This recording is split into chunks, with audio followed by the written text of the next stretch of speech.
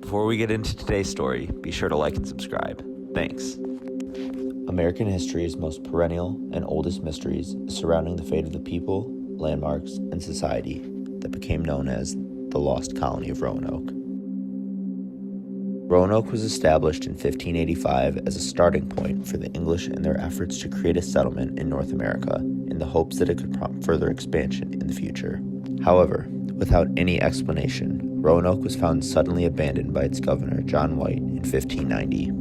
For over 400 years, the search has continued to find the remains of the 116 souls in the society that they founded that vanished without a trace.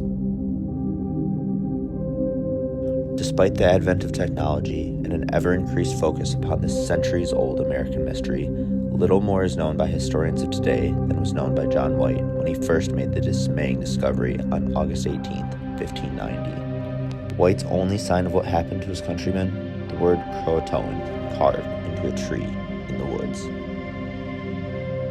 Roanoke's origins began 6 years prior to the disappearance. In 1584, Queen Elizabeth I granted Sir Walter Raleigh a royal charter to colonize North America.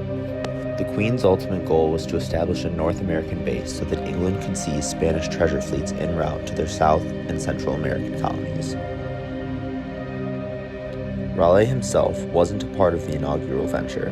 However, he sent an expedition to explore the eastern coast of North America, where Roanoke Island was discovered. Here, the English settlers were reported to have established good relations with the native Croatoan people that inhabited the island. 2 members of the Croatoans returned to England with the settlers, where the natives explained how to live on the island. Raleigh's second expedition wasn't so successful. Tensions began to arise between the native Croatoans and the English settlers, who were accused of exploiting both the land and the people of that region, and upon this expedition's return to England, only 15 men were left behind to defend the territory Raleigh had claimed on the Queen's behalf. By 1587, John White, the named leader and governor of the Roanoke Colony, had returned to the island with a group of men, women, and children to establish a society in North America. All that remained of the previous 15 men was a single skeleton. John White attempted to mend relations with the native Croatoans, and Roanoke began to develop as houses, churches, and other institutions that characterized Western living were established on the island. Later in 1587, John White returned to England to gather further supplies for the colony. However, the Spanish Navy's assault on England in 1588 and the war that followed prevented him from returning for 3 years. What happened on Roanoke Island amidst those 3 years remains a mystery. The most glaring indication of what happened to the colonists of Roanoke was the elusive term Croatoan found carved on a tree upon John White's arrival.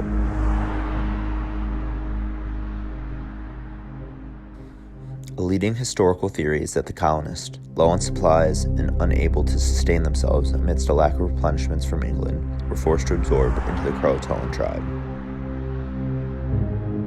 Yet, this doesn't explain John White's inability to find any of his 116 countrymen. Nor does it explain the ominous connotation the word Croatoan would go on to develop, or its connections to missing people from this incident onward. Perhaps most significantly was the word's association with famous, troubled author Edgar Allan Poe. Shortly before his premature death in 1849, he vanished.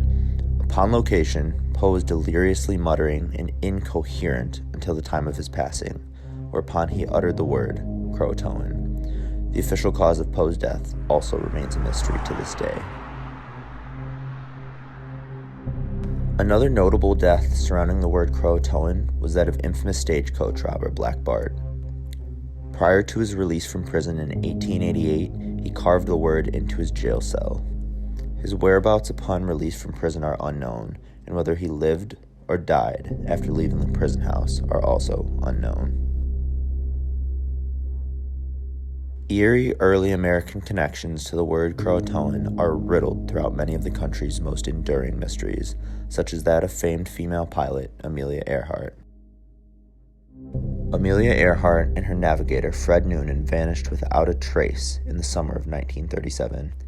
In an attempt to garner any clue as to her possible whereabouts, Amelia Earhart's journal was found to have been left behind by the pilot.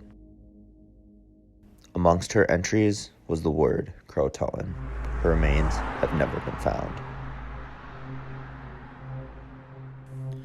Further dismaying was the inscribing left behind missing horror writer Ambrose Bierce. At 71 years of age, Bierce was set to take a tour of the battlefields on which he had fought as a veteran of the American Civil War. He was never seen again after this trip, and prior to his departure, he carved the word Croatoan into his bedpost. Most paralleled to the disappearance of the Roanoke colonist was that of the crew members on the Carroll A. Deering ship, which ran aground in 1921. The crew nor their remains were ever located. However, the final page of the logbook was, and scribbled within it was the word Croatoan. Mysterious disappearances surrounding the word Croatoan seem to have deceased following the early 20th century. There remains little explanation as to where the Roanoke colonists went following John White's departure in 1597, nor has there been any progress in solving the other mysteries surrounding the word. It has been reported that later American settlers recount being greeted by blonde-haired, blue-eyed Native Americans who claim to have descended from Caucasian ancestors. Although nothing remains definitive, it is heavily theorized that the colonists were either murdered, enslaved, or died shortly after John White's departure. The colony is known to have been extremely limited on supplies at the time. This lack of supplies also proposes the theory that the settlers were forced to resort to cannibalism in order to stay alive, hence the inability for historians to find remains in the area of the colonists. Early American settlers who arrived at Jonestown, Virginia, found themselves in a similar condition to that of the Roanoke colonists in 1609, and they were known to have resorted to cannibalism in order to stay alive amidst their dwindling food supply. Though it is extreme to propose that the Roanoke colonists resorted to cannibalism, given that the native tribes in the area were not known to be cannibals, it would solve one of the most elusive facets of this ever-present American mystery. Another noteworthy clue absent from the site of the colony was a Maltese cross. John White had instructed the colonists to leave a Maltese cross inscribed in a tree if they were ever forced to leave the colony against their will. The institutions that were dismantled from the time John White left to the time he arrived back even further showcased that the departure was not rushed by the colonists, as might be expected in the event of a coerced departure. In either case, the colony of Roanoke set the precedent for English exploration to come, and despite their likely macabre fate, the 116 men and women of Roanoke were nevertheless an indelible part of history.